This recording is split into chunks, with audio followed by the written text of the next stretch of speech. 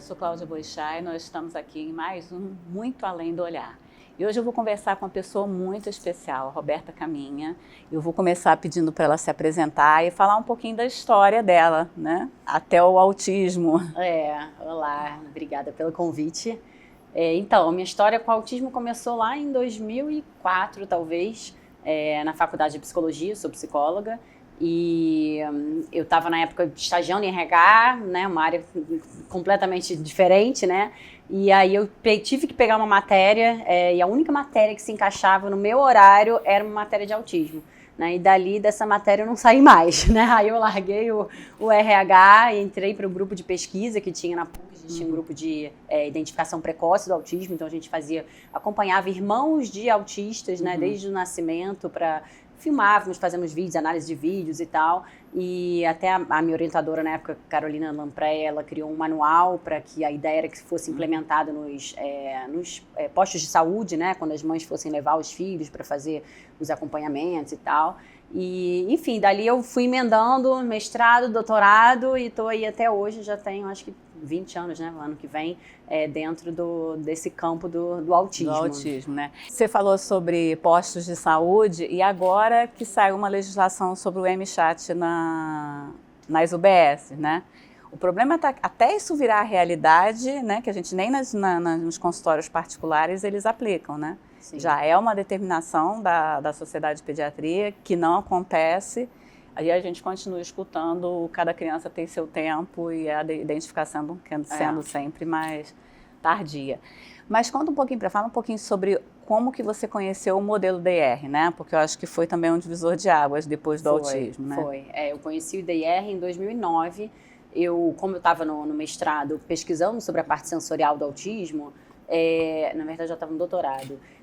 Aqui no Brasil não existia nada sobre integração sensorial, né? O material todo que se tinha era dos Estados Unidos, né? Aqui a parte da terapia ocupacional ainda era muito ligada à reabilitação, né? Não era uma coisa vinculada a essa parte atividades sensorial, da vida né? diária, Atividades né? da vida diária, exatamente. E aí eu comecei a conhecer o Star Center, que era um centro em Denver, no Colorado, que era só de integração sensorial, né? E lá quem coordenava era a Lucy Jane Miller, que foi até pupila da Jane Iris, que é a referência, né, da terapia ocupacional. E aí eu conheci esse centro, comecei a puxar um monte de artigos e as pesquisas todas que eles faziam lá, e aí eu descobri que eles tinham um tratamento intensivo, né? E aí eu comentei com a mãe de um paciente meu e ela falou, então eu quero ir para lá. Né? E aí ela falou, você iria comigo? Porque meu marido não tem como me acompanhar por um mês, né? A gente ficaria um mês lá. E aí eu tive a chance de ir com ela, acompanhando. E aí lembro que no primeiro atendimento com a terapeuta, na verdade não era terapeuta ocupacional, era uma psicóloga, porque lá ele fazia a psicóloga, ia ser analisado por uma fono, e médico e a terapeuta ocupacional, né? E aí na sessão da psicóloga, ele interagindo com ela, uma criança que aqui era uma criança não oralizada, né? E lá ela super engajada com o menino, né? Ela sem falar português, ele sem falar inglês, né? E eles super engajados. E eu lembro que acabou a sessão, eu falei pra ela, o que é isso que você faz? Que eu quero fazer isso, né? E na época eu trabalhava com outra linha, que era a única que se conhecia, que era uma abordagem mais comportamental, né? E ali, então, quando ela me falou que era o DIR, aí eu comecei a fazer minha formação, né? Então, isso foi 2009, 2010, eu fui para os Estados Unidos e comecei a formação do DIR. Né? Você começou no ICDL. Era o único instituto que existia depois, na época, né? Depois que separaram, agora você é vinculada a... Quando eu comecei, foi a primeira conferência depois que o Greenspan tinha falecido. Sim, né? sim. E aí ainda era presencial, né? A gente tinha que ir, hoje em dia já tem online, né? Na época não. Só para esclarecer, hoje eu acho que são só os dois grandes centros formadores, né? O ICDL, que era onde o Greenspan e a Cirina começaram, né? Nos anos 80, que eu não vou lembrar a data exatamente, mas que eles começaram o modelo DIR, e na verdade foi um modelo que surgiu a partir de críticas do Dr. Greenspan em relação à falta de presunção de competência e não respeitar as características individuais do outro modelo comportamental, né? E aí, depois disso, veio o Profecton, né? E a Ciurina mais ligada, que foi uma das criadoras mais ligada ao Profecton. E hoje são os 2 centros formadores, né? De terapeutas. De terapeutas que atuam no mundo inteiro, né? Sim, e isso é super importante, assim, porque para ser terapeuta, obrigatoriamente você tem que passar por uma dessas formações, né? Que a gente vê hoje, infelizmente, as pessoas, muitos cursos de 4 horas e a pessoa já se intitula terapeuta, né? E não é. Que a questão, é muita questão muito do saber mesmo, né? Porque, assim, essas formações são americanas, né? Mas elas trazem um conteúdo bem robusto. As duas instituições têm uma formação bem robusta. E aí a pessoa se identificar né, com o perfil das duas e fazer a formação, que é maravilhosa. E principalmente a parte prática, né? Que é a parte onde realmente a gente vive o DR, né? Se a gente sai da teoria e vai para a prática, porque é justamente na prática, nessas sutilezas, que a magia acontece. A gente teve a oportunidade de trazer a Ciurina ao Brasil em 2014, e ela veio para a primeira Conferência Internacional do Modelo DR Floor Time, que aconteceu no Brasil em Itaperuna, né? Que a gente teve que mentir, você estava grávida na época, né? Não consegui. E aí não conseguiu ir. Mas a gente foi muito engraçado porque eu tive que mentir muito para aquelas mulheres, falando que era próximo, que a estrada era super franca. A Helena que foi dirigindo.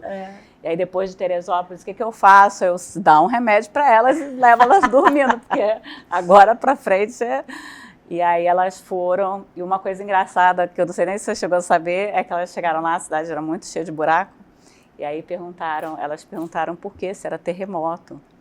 Aí a Helena confirmou, eu também depois confirmei e ficou como se a gente tivesse terremoto na Peruna.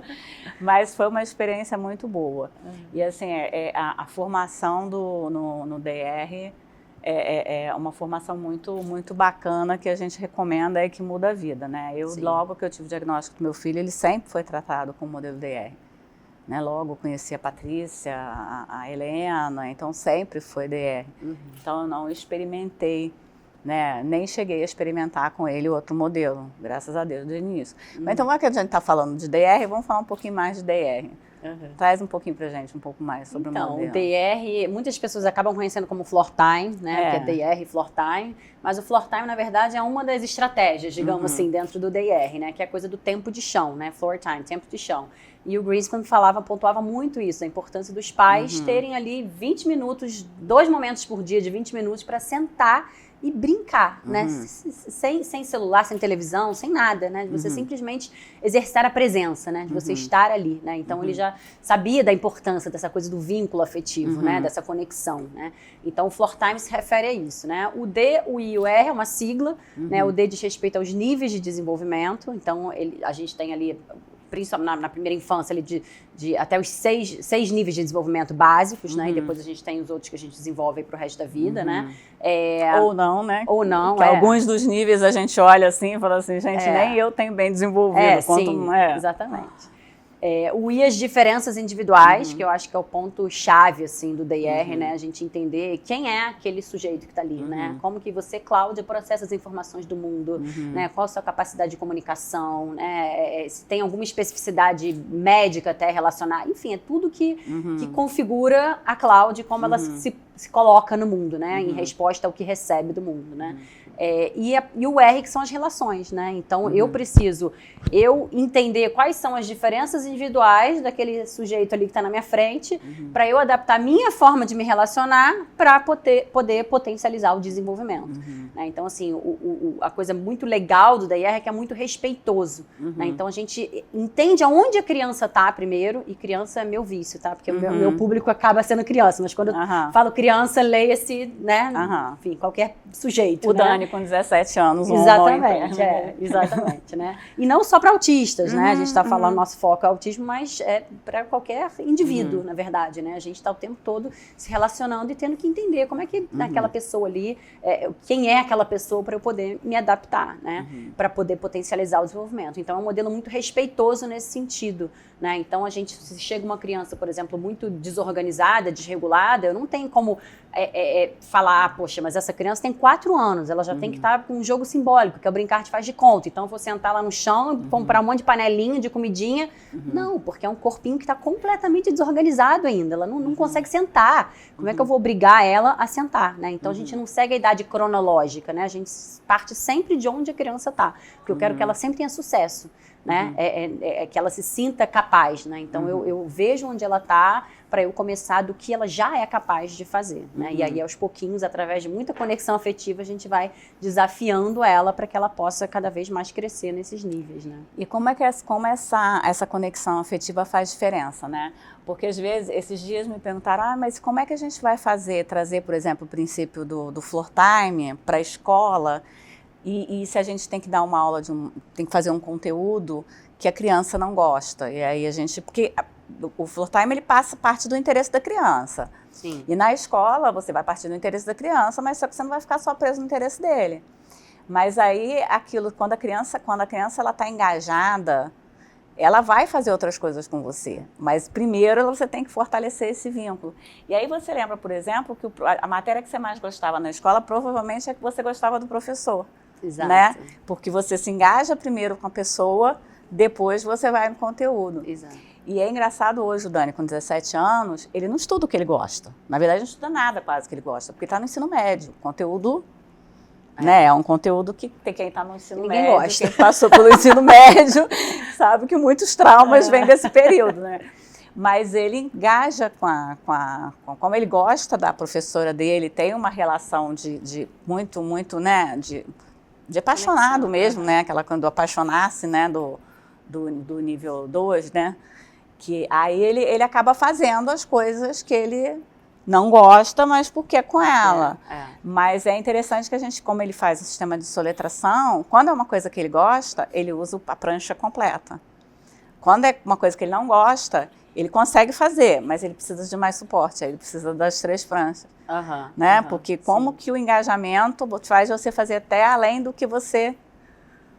Né? E uma coisa importante que você falou, né, da coisa do seguir o interesse da criança, muita gente confunde com deixar a criança fazer tudo. Não. E são coisas completamente diferentes, né? Então as pessoas às vezes acham, mas o DR então não dá limite. Não, dá limite, mas a gente dá o limite partindo da conexão afetiva, de validar o desejo do outro, né? E às vezes é validar um desejo que pra gente sei lá, não tem nada a ver. A criança quer comer pedrinha do chão. O desejo dela é esse. Eu vou seguir o interesse dela na pedrinha? Não vou deixar ela comer pedrinha, porque a gente não pode comer pedrinha, né? Mas eu vou validar. Entendi, você gosta muito de pedrinha, né? Pra você causa uma sensação gostosa, né? E a pedrinha é só pra brincar. Não é de comer, é só pra brincar a pedrinha. Né? Então, o como eu vou trazer esse limite, né? É que vai fazer a diferença. Né? Então, a gente pode criar outras brincadeiras com a pedrinha, o que for, né? Ou não, aí eu vou falar, eu tô vendo que tá muito difícil pra você não botar pedrinha na boca, então a gente vai precisar dar tchau pra pedrinha, enfim. E aí eu vou sustentar a frustração da criança, né? Então é muito diferente, né? Porque as pessoas acham que deixar fazer qualquer coisa. Não é. Né? Não é, mas a gente precisa dessa motivação inicial, né? E você com esse vínculo afetivo, você vai construindo essa base robusta para a criança lá na frente tolerar fazer uma coisa que ela não gosta, mas ela vai fazer porque a relação está segurando, né? A relação é essa base, né? Inclusive da parte sensorial também, né? A gente sabe hoje que o emocional, ele supera o sensorial, né? Então, eu lembro, nunca vou esquecer, a Helena mesmo é um exemplo para mim. Uma vez a gente estava num congresso no Sul, e era uma palestra que estava muito legal, só que isso já era assim, depois de 3 horas de palestra, né? E a Helena com a agitação motora dela lá, ela já não se aguentava mais sentada. Ela falou, queria ter uma bola de pilates aqui para eu assistir, né, pulando. Na conferência internacional, a gente teve que botar um monte de livro no colo dela para ela sossegar, que foi a acomodação dela, botou um monte de livro assim no colo, e aí ela conseguiu ficar sentada ali. Mas e aí o que acontece? Ela conseguiu dar conta daquele sensorial porque estava tão legal o que ela estava escutando que isso prendeu, né? Então isso superou o sensorial, né? É aquela coisa da regulação de baixo para cima e de cima para baixo também, né? Que com o Dani aconteceu uma coisa, quando a gente conheceu a soletração, que na verdade eu acho que Deus faz as coisas de tal forma, né? Como você falou que você passou lá pelo RH e acabou conhecendo seu marido, um tempo, não foi perdido porque você conheceu. Mas assim, Deus faz as coisas de uma forma que o DIR e o modelo de soletração, eles se complementam muito, porque os dois respeitam as características individuais, os dois validam, né, os dois presumem competência e tal.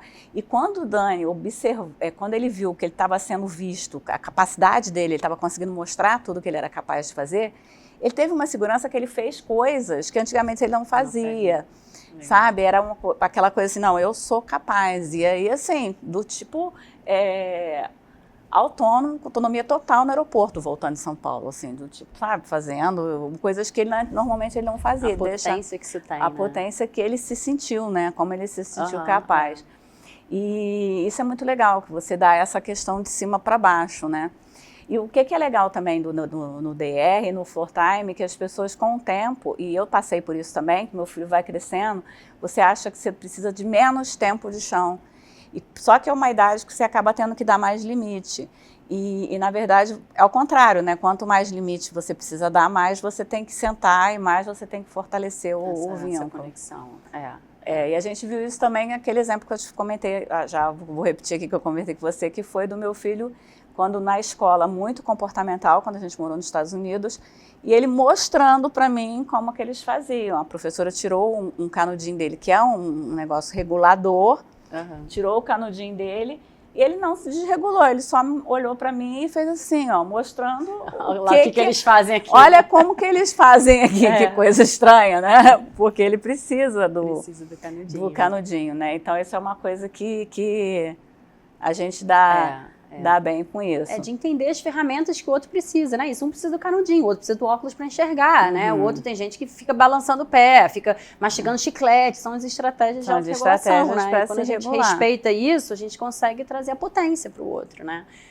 E assim, você falou no caso dele se sentir, né, potente, né, e que tinha conquistado algo, né, e a gente fala muito no DR de presumir competência, sempre, assim, então um dos princípios mais importantes é presumir competência sempre. Ah, mas meu filho não fala, não importa, você vai partir do princípio de que ele está entendendo tudo que você está falando e que está de fato, né, de que ele é capaz de comunicar de alguma forma e a gente sabe que a criança sempre vai arrumar um jeito de comunicar, né, todo comportamento é comunicação, né, só que às vezes vai estar nas sutilezas, né, por isso que a gente tem que treinar o nosso olhar, né, sensibilizar o nosso olhar para isso, né, porque às vezes a criança está comunicando com um ombrinho, é um pezinho, é um olhar tortinho, é um piscar de olhos, né, e a gente tem que estar atento a essas sutilezas ali. E quando eu fui estudar mais a questão dos conceitos de presunção de competência, eu achei na linha do tempo Dr. Greenspan, que o início do DR foi exatamente a presunção de competência e entender as características individuais, que foi até a Serena que trouxe para o modelo, né?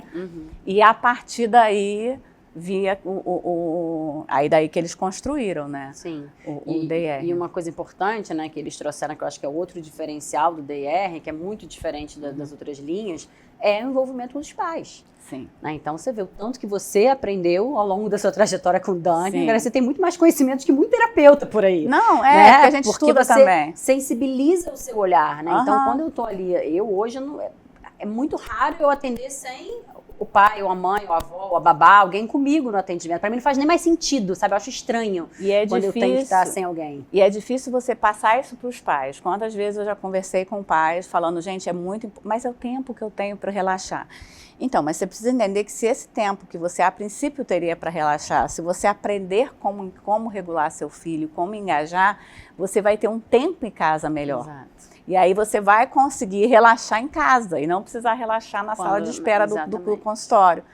E isso é importante. Mas também nem todo, porque também tem terapeutas que se eles não são da linha do DR, ou não é nem ser da linha, que às vezes nem conhece, mas tem um feeling, né? Mas tem muito terapeuta também que se entrar, o pai entrar, não sabe o que fazer, o pai vai ficar só sentado no canto da sala. Não, e não é uma coisa fácil, né? Porque ninguém aprende isso na faculdade, né? Lidar com, ter um pai observando o que você está fazendo, né? Eu mesmo lembro, no começo eu falava, gente, mas tá vendo? Mas e se a criança me bater? O que eu vou fazer na frente do pai aqui? E se eu propor uma brincadeira e a criança não topar? Como é que vai ser? O pai vai achar que eu não sei nada. Então, tem todas as inseguranças do terapeuta, né? Mas que a gente vai entendendo a conviver com essas inseguranças, né? E entender que tudo que acontece ali é rico para todo mundo, né? Então, se a criança bateu, e aí como eu vou conduzir isso, a gente está junto aprendendo, né? Não é uma coisa, não tem essa hierarquia, né? De não, eu sou a poderosa do saber. Não, eu tenho saberes, o pai tem saberes, a criança tem saberes, né? A gente está o tempo todo aprendendo com a criança também, então é um espaço de troca ali, né? E legal quando a gente assiste os vídeos do Dr. Greenspan, né? Eu não vejo muita coisa da Serena, nunca achei muita coisa dela na internet, assim, nos vídeos. Você tem mais do Dr. Greenspan. Ele como um coach, né? Ele fica ali sentado, orientando os pais em como interagir, traz uma coisa. E às vezes ele mesmo comete, assim, às vezes ele traz alguma coisa simbólica, não está na hora, ele tira. E é legal você ver isso, né? Sim, que o que você falou dessa insegurança do terapeuta, meu filho, se o Dr. Greenspan pensou numa coisa, viu que não rolou, tirou e continuou com o outro, é isso, exatamente. É você... Não, várias vezes, só que hoje eu brinco com isso, né? Antigamente me gerava insegurança, hoje em dia se eu pego uma coisa, a criança não dá a menor bola, na mesma hora eu falo, ih, Beta, nada a ver isso, sai pra lá. E aí eu mesmo já tiro, aí os pais já riem também, então a gente traz uma leveza, né? Então, assim, esse momento da terapia, né, que vira um espaço de leveza, né? Onde os pais ali estão sendo acolhidos, eles estão vendo para poder replicar nos outros momentos, né? E aí, com isso, eu não preciso de 40 horas de terapia semanais, né? Porque eles estão junto comigo, né? Então, eles estão vendo como eu estou fazendo, né? Eu estou vendo como eles estão fazendo, estou fazendo ajustes ali necessários. E aí, quando na hora que eles estiverem dando banho, dando comida, levando para a escola, eles estão conseguindo aplicar aquilo, né? Porque não é sobre tarefas, atividades, né? Sobre o que está rolando nas entrelinhas, né? É o afeto, é a conexão, é como você desafia a criança, como você espera para ver se ela vai ter ideia, ao invés de você já chegar com a sua ideia, né? Você deixar ela viver o erro, ao invés de você chegar lá e já... Não é assim que faz, e já mostrar como é que faz, né? Então, isso tudo é terapêutico, né? Vamos dar uma paradinha aqui agora, depois a gente continua, porque senão a gente atropela o horário. A gente vai dar uma paradinha e já a gente volta.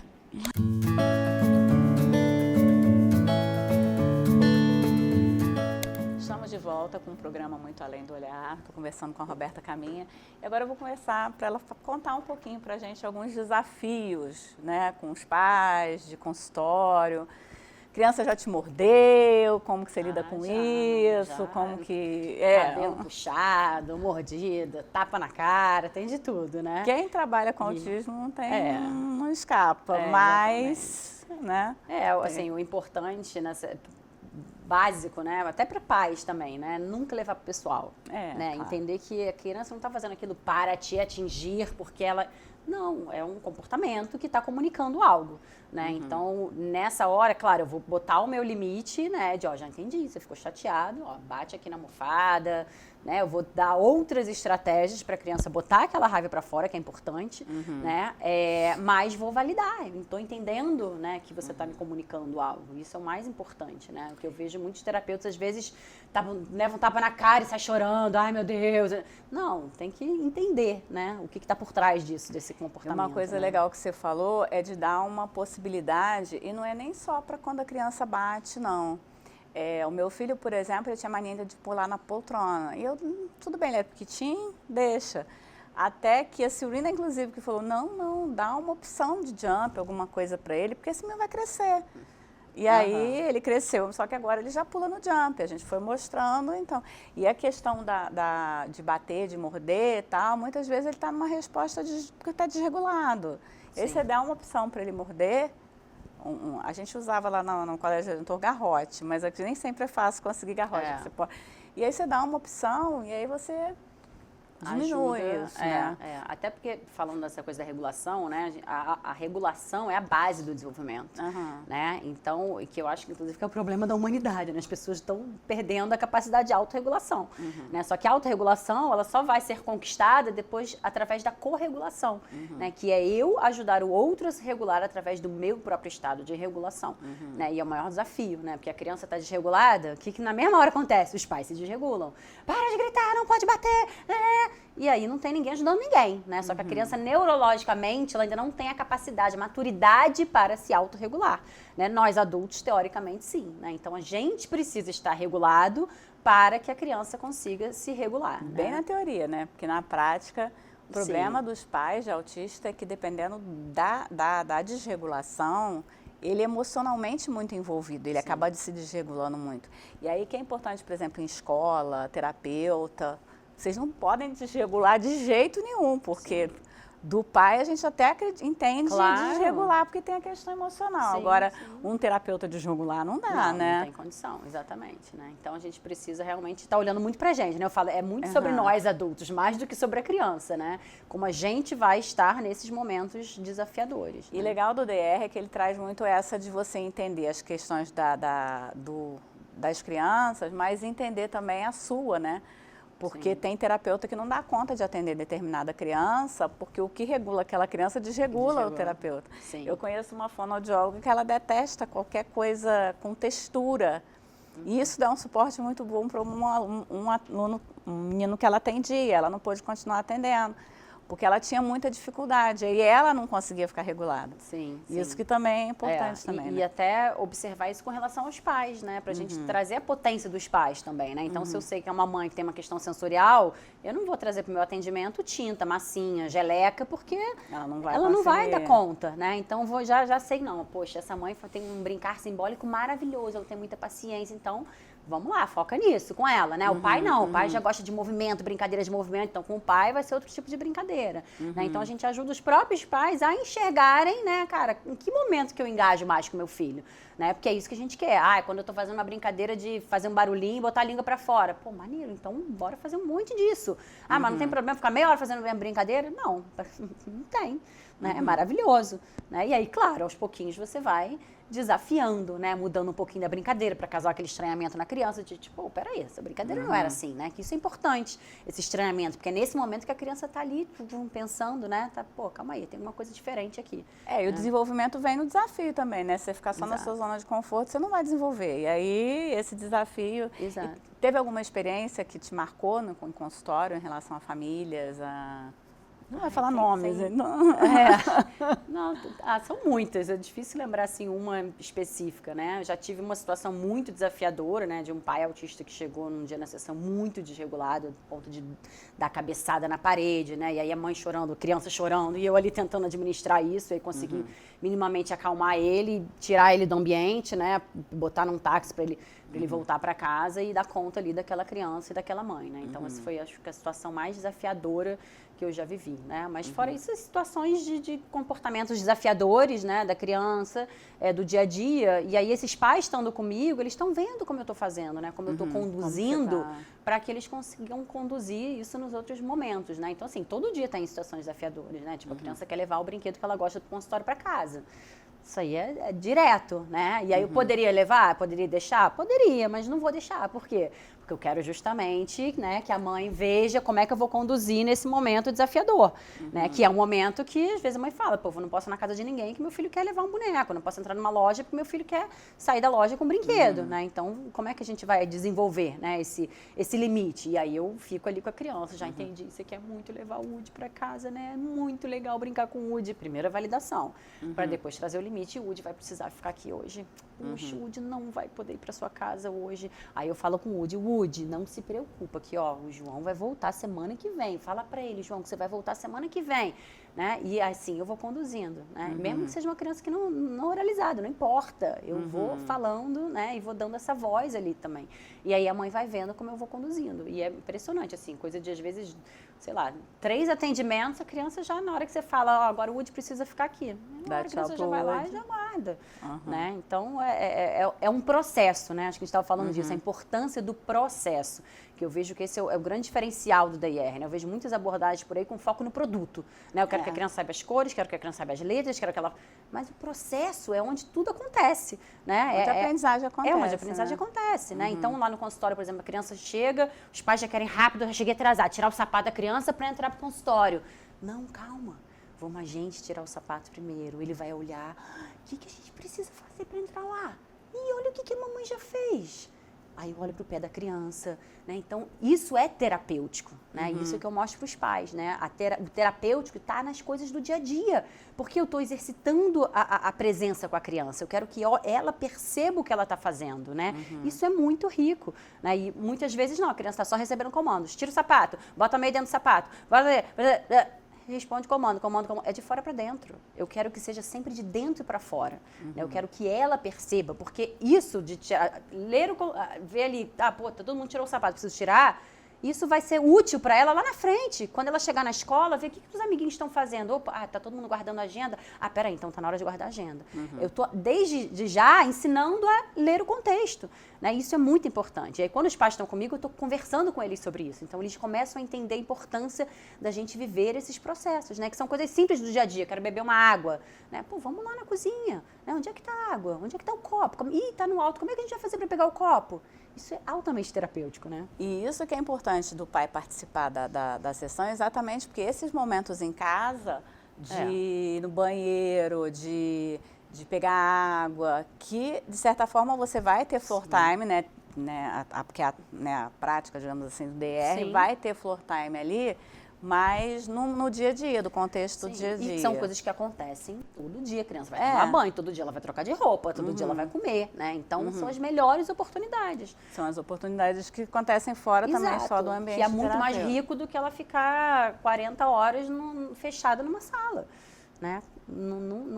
Tem que ser no dia a dia, né? Isso tem que estar mergulhado ali no dia a dia. Essa coisa da 40 horas me deixa absolutamente enlouquecida, porque assim, gente, 40 horas é jornada de trabalho pesada, digamos assim, né? Sim. Eu trabalhei muito mais do que isso, mas é uma jornada de trabalho. Você imagina uma criança que precisa estar no ambiente escolar, porque tem coisas que a terapia não dá conta, né? Sim. Que é o processo de educação, né? Os conteúdos que ele precisa estar exposto. Quando você parte de presunção de competência, mais ainda você vai entender que ele precisa aprender todos os conteúdos que os outros alunos aprendem. E para isso ter uma construção, né? Sim. Que é desde o início do colégio. E aí, além disso, você pensar em 40 horas de terapia não dá num dia, né? É humanamente impossível, a não ser que você não faça a parte acadêmica. Sim. E aí você começa a ter prejuízo, você tá muita coisa, né, na parte terapêutica, tentando ensinar coisas com muito objetivos de resultado só, sem o processo, enquanto você poderia estar, né, nos mergulhado dois. No dia a dia da criança. No dia a dia da criança. E uma coisa que me chama a atenção é como que o DR sempre vem crescendo nos Estados Unidos de forma sustentável, né? Não é que não deu um boom, né? Ele vai crescendo e vai ganhando espaço, e agora, até no ponto de vista de planos de saúde, ele tem conseguido, né, conquistado muita coisa, né? É um crescimento sólido. E como que aqui no Brasil a gente está no contrário, né? Porque aqui no Brasil, eu falo da minha experiência de Itaperuna, né, que a gente chegou com DR muito forte lá. Hoje não. Itaperuna era referência, né? Era referência. A gente chegou a ter a clínica, o Centro de Desenvolvimento Infantil, que foi o segundo, né, o primeiro lá em Recife com a Patrícia Piacentini, depois teve o segundo lá em Itaperuna, ficou muito tempo, que era basicamente de regulação, engajamento, né, os princípios do DR, né? E aí, para preparar a criança na escola, mas pensando que ela tinha que ir para a escola. Sim. E hoje a gente já tendo clínicas de aba com uma carga horária grande. E a coisa do... Outro dia, eu conversando com uma mãe, uma criança que tem atendimento comigo e também está numa dessas clínicas, né? Porque a médica falou que tinha que estar, e aí os pais, por mais que não gostem, deixam porque a médica disse que tem que estar, né? Então, são coisas também, enfim... mas aí ela falando que tem assistente terapêutica, que vai em casa, fica 2 horas todo dia em casa com a criança. Eu falei, que bom, então, pelo menos que ela faz as coisas, né, ajuda com o dever. Não pode. Não pode comer, almoçar com o menino? Não pode, porque ela não é babá. Ela fala que não é babá. Eu falei, gente, mas do que adianta, então? Você está dentro do contexto da casa da criança, você não pode ir com a criança no parquinho, você não pode ter um almoço ali para vocês brincarem na hora do almoço, você não pode ver o dever de casa. Não, tem que ficar fechado no quarto da criança com uma câmera por 2 horas. Eu falei, perde o sentido da coisa, né? Eu a vida inteira eu fiz atendimento domiciliar, né? Mais parte do atendimento domiciliar da minha vida do que em consultório, né? E é muito rico, porque eu tô ali dentro do ambiente da criança, né? Da família. É muito desafiador, sim, né? Mas é muito rico, porque eu tô podendo viver as coisas do dia a dia, né? Que é isso, estamos brincando. Ih, caiu alguma coisa no chão. Caramba, como é que a gente vai fazer aqui? Ih, vamos limpar. Onde é que fica o pano de chão na sua casa? Vamos lá, vamos trazer. É isso, é a vida acontecendo. E até para ensinar a criança a autorregulação, né? Porque em casa que acho que esses desafios acontecem, né? Na rua, indo né? E no mercado, e aí quantas não vezes? pode. Eu chegava com a criança, vamos fazer bolo, vamos descer no mercado, comprar os ingredientes, porque não tem, aí vamos subir, vamos viver esses processos do dia a dia, né? Isso é muito rico. Né? Mas é aquilo que a gente fala, né? Sempre do modelo DIR, é você trabalhar o processo, não só o resultado. E os meninos os homens, rapazes, né? As moças adultas que estão não falantes, que estão se comunicando, né? Através também do SPER, enfim, dos movimentos que vem acontecendo nos Estados Unidos, eles falam exatamente isso. É muita preocupação com o resultado e, às vezes, é uma coisa simples. Gente, uma vez, um rapaz, ele reclamou, soletrando, digitando, né? Que ele tinha 3 atividades da escola, assim, né, acadêmicas para fazer, só que ele desregulou no meio. Um terapeuta DIR ia validar, né? Realmente você desregulou, a gente vai ter que parar então. Que era meio que um combinado, né? Que ele tinha que fazer 3 atividades para poder fazer um combinado, relaxar, uma coisa assim. Só que ele desregulou, que eram desafios que foram um pouco além. E aí, ao invés de validar, tratou como se ele fosse um idiota. Falando assim, não, então a gente vai trocar a última atividade para isso aqui, dedo no nariz. E ele sabe que isso aqui não é uma atividade que validasse, tivesse nenhuma validade perto daquele contexto ali. E aí ele falando exatamente das coisas que eles mais odeiam, que é o tal do dedo no nariz, porque isso não é uma atividade que deveria valer para nada. Eu lembro, você falando agora, eu lembrei de uma das aulas do DIR, que foi com, não lembro agora o nome dele, era um psicólogo, né? E aí ele contando, acho que foi uma história que o próprio Greenspan contou para ele, que estavam fazendo uma avaliação, era alguma pesquisa que estavam fazendo, né? E aí tinha um daqueles testes psicológicos que tinham que fazer, de conseguir pegar alguma coisa ou não com as crianças, né? E aí tinha uma criança que não estava conseguindo fazer, né? E aí nesse dia, por acaso, ele tinha chamado uma amiga, que era fisioterapeuta, para acompanhar, para ver como é que era, né? Ou TO, não lembro agora. E aí, essa pessoa, vendo essa criança que não estava conseguindo, ela falou, não, mas ele tem uma questão postural. Com essa posição, ele realmente não vai conseguir. Aí foi lá, estruturou de alguma forma diferente, a criança foi e conseguiu pegar. Então, uma criança, ou seja, um teste que já ia estar sendo interpretado como essa pessoa não é capaz de fazer, né, não está entendendo cognitivamente o que está acontecendo, não, era uma questão de ajuste postural. Né? Então, aí a importância da coisa das diferenças individuais. Né? E a própria praxia global da criança também, que não vai permitir que ela faça algumas coisas, porque ela não consegue, motoramente ela não consegue, não é uma questão de cognição. Ela sabe o que está pedindo, mas como eles falam, meu corpo não me obedece da mesma forma, então eu não consigo fazer. Isso é muito complicado, porque as pessoas tendem a falar da deficiência intelectual. E o que me incomoda muito são os diagnósticos de deficiência intelectual que meu filho teve e a gente jogou no lixo. Porque hoje eu falo que deficiente intelectual foi quem deu esse diagnóstico para ele, porque não conseguiu ler o menino, as capacidades desse menino. Mas hoje não tem um teste validado para não falante de deficiência intelectual. E eles estão dando o diagnóstico porque olham. E aí, assim, autista nível 3, não falante, tem DI. Se tem muito paciente com esse diagnóstico lindo de deficiência intelectual, também você não considera tanto, né? Questão do diagnóstico, né? Exatamente. Eu recebo muitas falas de famílias de tipo assim, levei meu filho para a psicóloga. Chegou lá, ele chegou altamente desregulado. Mãe, hoje não dá pra gente fazer nada, que ele está desorganizado. Cara, você não é TO, mas você tem que ter um mínimo de conhecimento, um mínimo de olhar para entender que é uma criança que está desregulada. O que eu posso fazer para regular essa criança, né? Então, eu falo assim, isso é uma coisa que o DIR trouxe muito, de todas as áreas têm que beber das outras fontes, né? Eu não posso ficar fechada só na psicologia, eu tenho que entender minimamente ali o trabalho da fono, o trabalho da TO, eu não vou fazer o trabalho delas, né? Mas eu tenho que ter um mínimo de conhecimento e por isso a gente busca sempre. Eu já fiz supervisão com TO, com fono, com todas as outras áreas que não são a minha, né? Além da minha, claro, para justamente poder aprender, né? Para aumentar o meu olhar, né? Sensibilizar cada vez o meu olhar para essas questões, né? Então, às vezes as crianças chegam para mim, esse ano acho que foram umas 3 crianças que chegaram para mim com questões comportamentais. Na mesma hora que eu vi, eu falei, tem uma questão sensorial por trás, né? E os pais não tinham nunca procurado TO e tal, e aí quando foi para TO, a TO falou, transtorno de integração sensorial hard, assim, né? E aí começa a terapia e isso vai ajudando, né? Então, esse olhar, né, mais amplo é que todos os profissionais deveriam ter, né? E aí a gente entra numa situação que a terapia de regulação sensorial, né, de integração sensorial, é, a princípio, feita pelo terapeuta ocupacional aqui no Brasil. Nos Estados Unidos não é exclusivo, né? Você tem, pelo menos você tem vários cursos de terapia de integração sensorial que a gente consegue fazer sem CTO. Sim. Aqui não consegue. Mas, independente da terapia de integração sensorial ser saber, eu não gosto muito dessa coisa de saber só de um, porque lá em Itaperuna a gente trabalhava de forma transdisciplinar, então as pessoas faziam isso, todo mundo bebia na fonte do outro e aí conseguiam trabalhar juntos.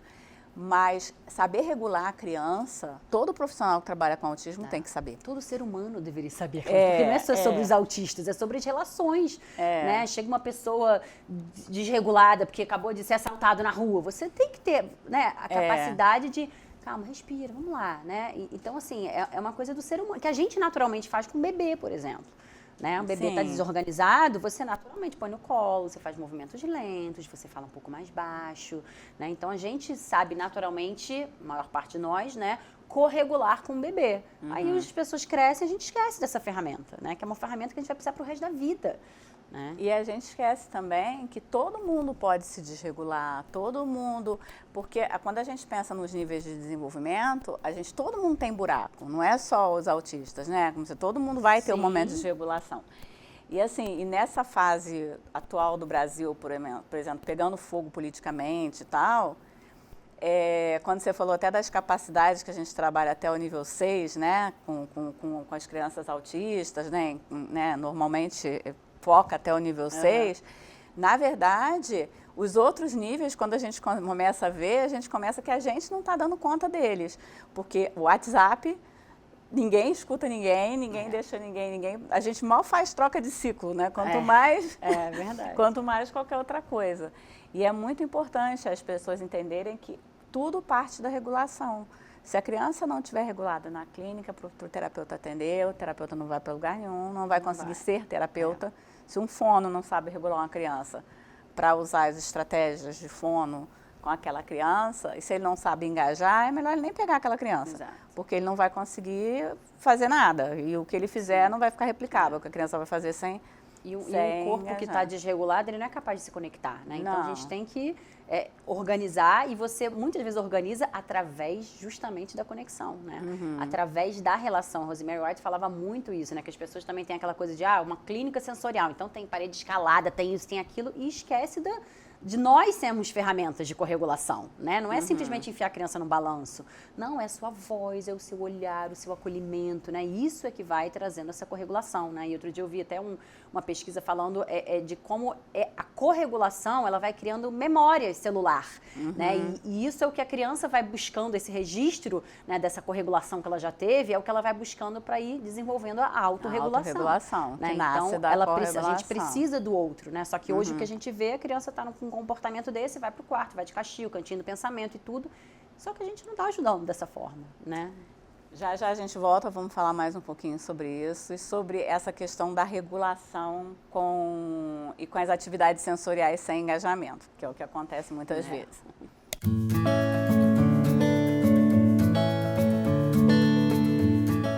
Estamos de volta, no programa Muito Além do Olhar, conversando com a Roberta Caminha. A gente vai falar um pouquinho de escola agora, né?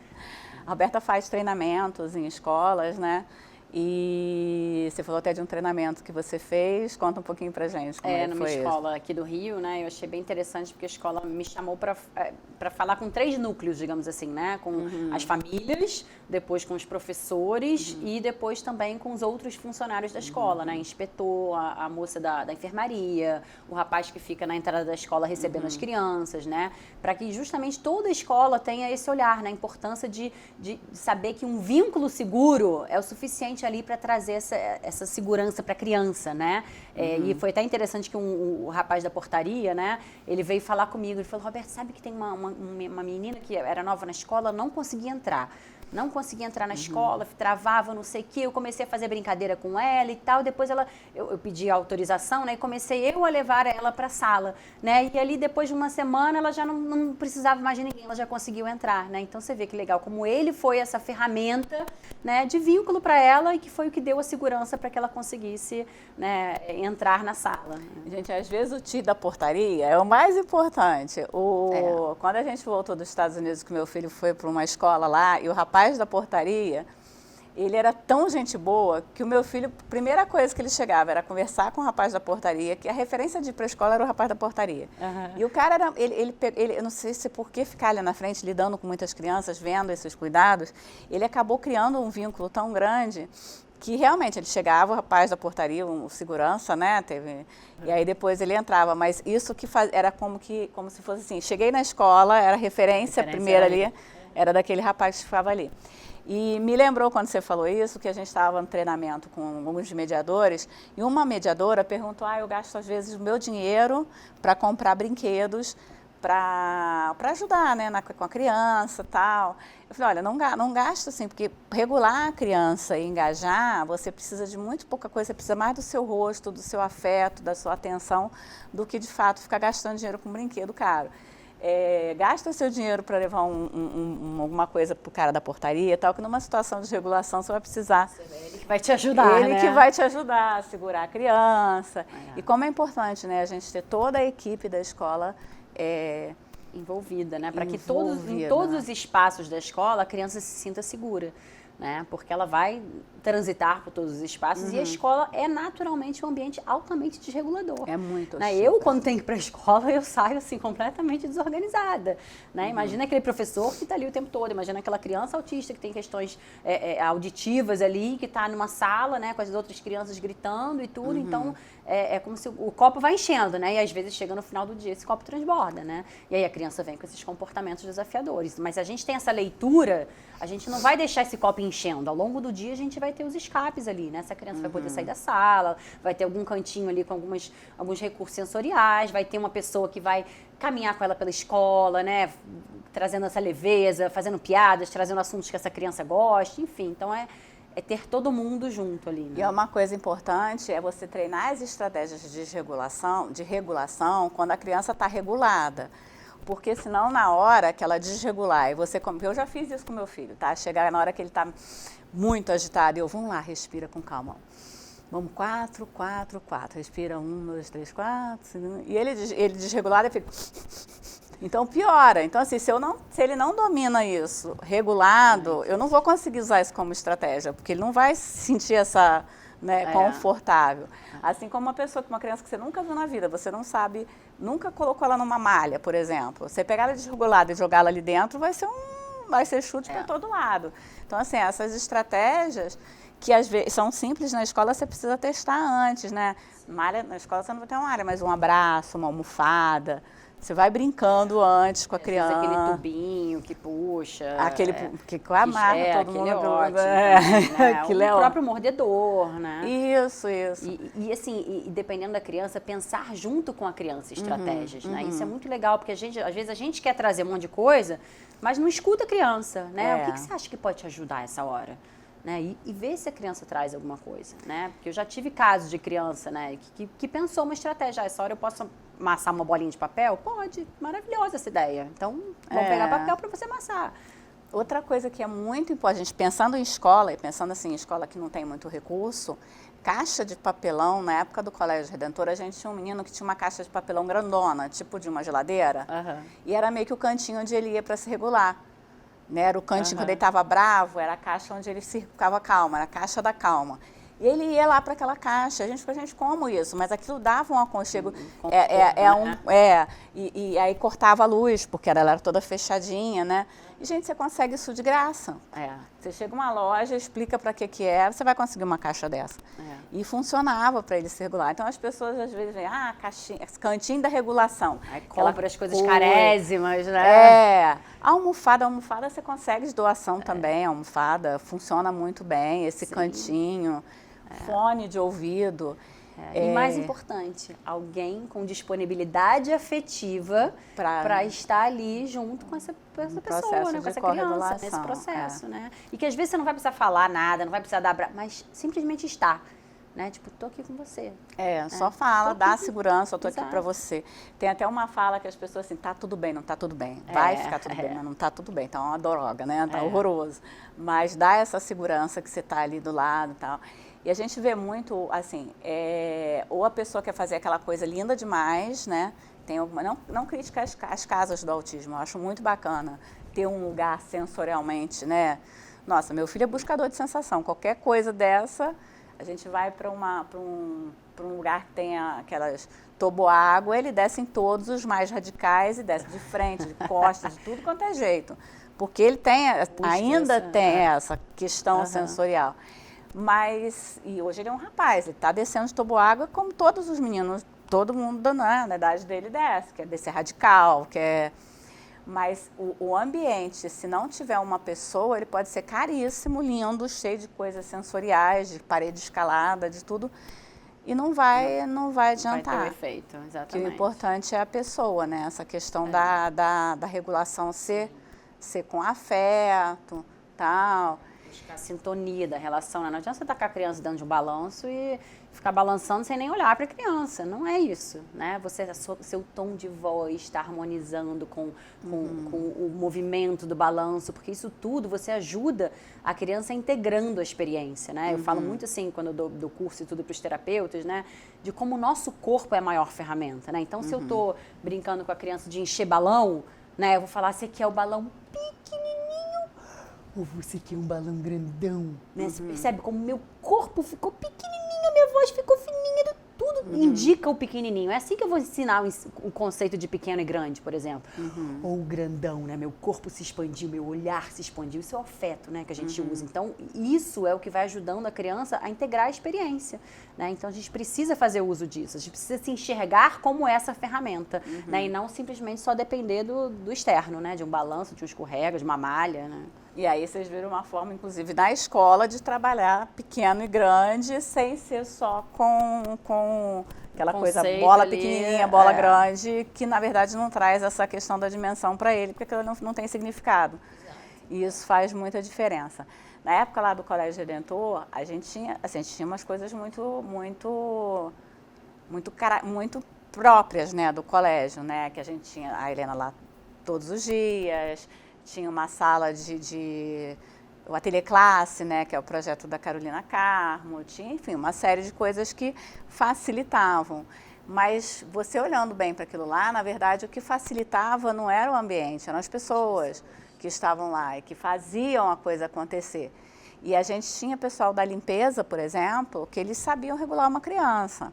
A menina falou, não, eu uso muito, tinha um lugar assim de lavar a mão antes de entrar nos banheiros, né, masculino e feminino, e ela falou, nossa, eu uso muito isso aqui, que às vezes a criança vai lá, desregula, e aí eu abro ali a água e começo a brincar com ela, chamo ela para interagir ali, e aí quando o mediador, alguém ia lá, a criança já estava organizadinha, porque já tinha feito, né, aquele processo ali, por isso que é importante essa capacitação ser feita com toda a equipe, não só com o mediador, que acha que tem que dar conta de tudo, né? Uma outra coisa também é a questão de as pessoas acharem que só nível 3 que desregula, né? E não é. Não é. A gente tem muitas questões sensoriais com as crianças nível 1, nível 2, adultos. Sim. Né? Tem uma cena que é muito legal de uma minissérie que eu particularmente já assisti toda, que é a Grey's Anatomy, não sei se você já assistiu. Já alguns episódios. Alguns episódios de uma médica autista. E essa médica, ela tá lá ela se desregula ela era uma cardiologista, né? E aí ela se desregula em algum momento lá, sai, está muito nervosa, e aí ela pede para outra abraçá-la. E aí ficam as duas lá um tempão abraçadas.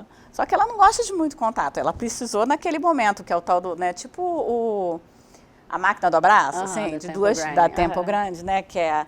E aí ficam lá abraçando ela, até que quando ela tá bem, ela não, pode, tipo assim, agora sai pra lá que eu não quero um contato não, era só essa questão do abraço. E aí o que faz isso acontecer, a questão porque é propriocepção, né? Sim. E como que a gente pode usar essas estratégias, por exemplo, no ambiente escolar? Assim, eu recebo muito os mediadores, né, até professores falando da questão do bater, né, que é um comportamento que acaba acontecendo muito, né? Então, assim, o copo da criança já encheu E aí, quando transborda, vem o bater, o pegar bater. coisa e tacar, né? Então, o que eu gosto muito, assim, de fazer é, primeiro, saber conhecer o perfil individual da criança, ver se é uma criança que gosta, né, dessa pressão profunda e entender que é uma pressão profunda, né? Não é simplesmente um carinho. Não, isso até eu me desorganizo, né? Mas é a pressão profunda. Então, segurar as mãozinhas e falando, validando, entendi, muito chato isso que tá...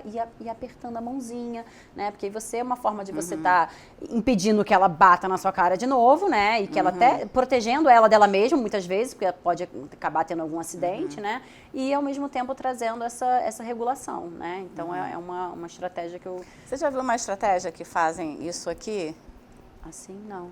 Aí ensina a criança a fazer isso para ela se autorregular, né? Ela fazer essa pressão e se autorregular. E tem algumas pessoas postando, eu achei bem legal isso, que ela mesma fazer e no início a mãe fazendo por cima da mãozinha dela, né? É mais ou menos isso que você falou, que é dar essa propriocepção. Às vezes as crianças fazem assim, né? E faz assim mesmo, né? Você vê, faz assim, como se quer morder. E, na verdade, a gente está pensando em músculos fortes, que é a propriocepção. Mandíbula, né? A maior fonte proprioceptiva que a gente tem, né? Que é uma força. E é aí que vem a mordida que pega, que você tem que dar uma opção para... que come para se regular, né? Exatamente isso, come para se regular. Que é também uma questão. E tem alguma outra estratégia que a gente pode compartilhar sobre questões de regulação para a escola, principalmente para a escola? Assim, eu gosto muito da gente pensar no antes, sabe? De como evitar, né? Antecipar, né? Então, essa construção desse processo, desse vínculo, isso tudo vai ajudando a gente não chegar nesse momento onde a criança vai pegar um copo e querer tacar na cabeça de alguém, né? Mas eu entendo que é desafiador, porque às vezes não é tão nítido, né? Mas nunca é do nada, né? Às vezes a sensação que dá é que foi do nada, mas não é, né? Outro dia eu estava até escutando fiz um curso sobre, enfim, envolvia essas questões de autorregulação, né? E era um autista que estava dando lá para os Estados Unidos, né? E ele falou o tanto que, para ele, por exemplo, ir para um evento social, aquilo dura uma semana dentro dele. É uma semana que ele está desorganizado por conta daquele evento social que ele teve que ir, que lá ele estava ali... tudo na calma, né? Aparentemente tudo bem, mas isso gerou uma semana de desregulação. Uma ressaca social. Uma ressaca social, exatamente. Então, tanto de que isso não deve acontecer dentro da escola, né? Então, assim, eu gosto muito dessas coisas da prevenção, né? Então, e até envolver as outras crianças também, porque isso eu vejo, às vezes, é uma coisa que fica muito separada, né? Tem a turma e a criança de inclusão. Não, todo mundo faz parte da turma, né? Então, assim, a criança está ali com a mão no ouvido, dando já os primeiros sinais de que está demais para ela, né? A professora chamar com as outras crianças, galera, vocês estão vendo que tá, o fulaninho já tá com a mão no ouvido quando ele faz assim, porque já tá ficando demais. O que vocês acham que a gente pode fazer para ajudar? Sabe? Fazer perguntas para as outras crianças, porque é uma forma da gente envolver elas nesse processo, né? Porque desenvolver empatia, inclusive, porque até o próprio fone não é uma estratégia, mas não pode ser toda hora. Sim. Até porque você não pode ficar o tempo todo de fone, porque você bloqueia tudo, né? Exatamente. Normalmente tem um fone que a gente comprou nos Estados Unidos, que filtra não sei o que, não filtra não sei o que lá, mas tem o abafador, que é o que a gente vai usar na realidade, que compra normalmente em loja de material de construção, que é barato, funciona bem para o ruído muito alto, mas que não pode ser o tempo todo. Sim. A criança não pode chegar na escola de abafador, senão não vai fazer o que lá, né? Não vai ficar com ele troço abafando. Sim. Então, e aí essa construção com as outras crianças é muito rica também, né? É muito diferente, percebe? Eu chegar e falar, galera, olha lá, até como no ouvido, o que vocês acham que a gente pode fazer para ajudar? É muito diferente de eu chegar e falar, pessoal, silêncio. Não, eu não estou envolvendo os outros nesse processo, né? Eu quero envolver os outros nesse processo. Então, o tempo todo, sabe, fazendo essa ponte para que as outras crianças sejam, que já são mediadores naturais ali, né? Então, assim, escutar mais essas crianças também, né? E como que eles se preocupam e quando você dá voz para essas outras crianças, saem soluções muito boas. Porque eles percebem mais. Eu acho que a gente vai crescendo, a gente vai observando menos o outro. Eu acho que um problema hoje de mediação, acho que não é nem só a questão de uma geração inteira que não olha muito para o outro. Então, né, tá todo mundo tão preocupado em olhar aqui que não estão olhando e não tem essa sensibilidade. Sim. Lá quando a gente voltou dos Estados Unidos, que o Dani chegou na escola aqui, e o sinal era um problema para ele no início. E aí a gente resolveu com ele tocando sinal. E aquele tio da portaria era com quem ele ia para tocar. E era legal, porque a partir do momento que ele toca, ele ia tocar sem parar, né? Porque ele fez o barulho, gostei, quero mais. Quero mais. Mas quando ele toca o sinal, aí você não tem a questão da imprevisibilidade, porque também não é certeiro, né? Uma pessoa que toca. Então, assim, às vezes você... E ele acabou com esse problema de ser uma coisa imprevisível, e ele ficou de boa. E aí, com o tempo, já nem precisava mais tocar. Isso que você trouxe é muito interessante, né? Eu já escutei uma vez uma família, a gente no consultório, e aí a criança pegou um xilofone, começou a fazer um monte de barulho com o xilofone, né? E a mãe falou, pô, mas quando eu faço, você não deixa, né? E é justamente isso, né? Porque ele está no controle, né? O controle traz o quê? Previsibilidade, né? A rotina rígida traz o quê? Previsibilidade, porque eu não sei lidar com o imprevisível. O imprevisível causa muita ansiedade, né? Então, quando a gente dá o controle para a criança, claro, do que é possível, né? Isso vai ajustando, né? E no ambiente escolar, o que ajuda a questão da previsibilidade é você ter uma rotina estabelecida, quadro de rotina, para ele saber das transições, saber de tudo que vai acontecer, isso ajuda. Claro que na escola vai ter sempre o imprevisível, que uma criança cai e machuca. O Dani odeia as crianças chorando, por exemplo. Uma criança começa a chorar, ele sai de perto. Hoje, ele levanta e sai de perto. Já tem. Mas ele desregulava, agora não. Agora, até há pouco tempo a gente foi... A Simone não vai poder ouvir isso. A gente foi no Bob's, que ele agora está sem glúten, né? A Simone, depois eu aviso ela onde ela não pode escutar. A gente foi pro Bob's comer... E a gente estava lá, de repente chegou um pai com uma criança no colo. Ele já começou assim... Ele tá com mania, assim, quando ele não gosta de uma coisa. Deu alguma coisa.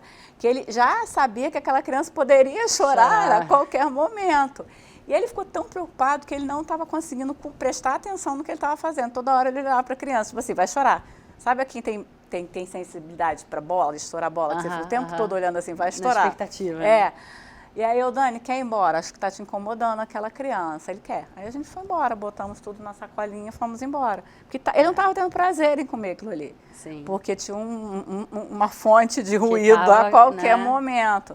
E a escola já tem essa questão da Mas você teve essa leitura e você deu a possibilidade de sair daquele ambiente. Sim. Né? E quantas vezes a criança é obrigada a ficar numa atividade dentro de uma sala de aula, né? Porque tem que ser aquilo. E isso é uma coisa que eu converso com os mediadores, né? Vocês têm que prestar atenção no que pode desregular. A gente tem até um sistema que é assim, 8 passos para a escola inclusiva, que aí o que você vai olhar na escola com um olhar de sensorial. E aí eu confesso que sua tese de doutorado ajudou muito, porque é maravilhosa. Quem tiver acesso, é fácil achar. Entra lá na PUC, você acha, bota o nome completo, Roberta Caminha, que consegue achar. Consegue baixar, porque é uma pública. Sim. E é muito bacana você ir na escola com o olhar de assim, o que pode desregular o meu aluno, que daqui, conhecendo ele, né, conversando com a mãe, o perfil e tal. E aí você começa a ver quais são os pontos, e aí evitar desregular. Por exemplo, às vezes tem uma festinha no canto, o mediador quer ir na tal festinha, então os amigos dele, mas vai desregular a criança? Não dá para ir. Você fica ali com a criança, porque depois você vai ter muito mais trabalho para regular aquela criança do que o prazer rapidinho da festinha. Então, são coisas que, né, ficar de vigília, ficar de olho. E às vezes vai construindo com a criança isso, tipo, eu queria tanto ir ali na festinha, será que a gente consegue ir 1 minutinho e voltar? Né? Quando você achar que você consegue, você me fala. Eu estou dando controle para o outro, né? Não é tipo eu chegar e falar, vamos ali agora, né? Não, então é muito sobre escutar, né? Sobre dar a possibilidade para o outro. Mas aí a gente tem que ter esse olhar mais amplo. Isso. Né? E você pode, o mediador pode, inclusive, ter um sinal com o mediador, com a criança, assim, um sinal que ela faça, que quando... Tá demais, o Dani, ele lá nos Estados Unidos, ele aprendeu esse sinal aqui, que é banheiro, em inglês, na língua né? Que eles usam muito a língua de sinais lá, para as crianças que não falam. E aí ele usa isso aqui quando ele quer ir no banheiro, que acaba sendo uma estratégia muito rápida do que no comunicador. Ele faz isso aqui, a gente sabe, mas ele usa isso aqui quando ele quer sair do ambiente. E ele usa isso aqui para muita coisa. Ele usa quando ele quer sair no banho do ambiente, porque ele quer fugir, quer ir embora, tá achando chato, quer ir embora. Mas quando tá dando também sensorialmente, quando ele quer sair, ele faz isso aqui, ou o tal do... que ele acabou tendo uma estratégia que ele puxou do avô. Que ele fala que aí a gente já sabe que é hora de sair dali para não dar ruim. Roberta, muito obrigada. A gente está encerrando. Muito obrigada. Assim, o Instagram da Roberta tem muita coisa, desde Era Além do Autismo. Além do antes, Autismo, né, que você mudou o nome, mas desde o Além do Autismo tem muita dica, muita coisa, né? De como engajar, como regular a criança. E se você quiser dar uma palavra final para a gente encerrar? Eu gostaria de deixar a mensagem da gente trazer mais humanidade para as relações, né? Que eu acho que muitas vezes o pessoal está preso em protocolos, né, em nomes, diagnósticos e tudo, e esquece de olhar para aquele ser humano que está ali, né? Tem uma frase do Jung, se não me engano, que eu amo, que é: conheça todas as teorias, domine todas as técnicas, mas ao tocar uma alma humana, seja apenas uma alma humana. Perfeito. É isso. Muito obrigada. Obrigada. Obrigada.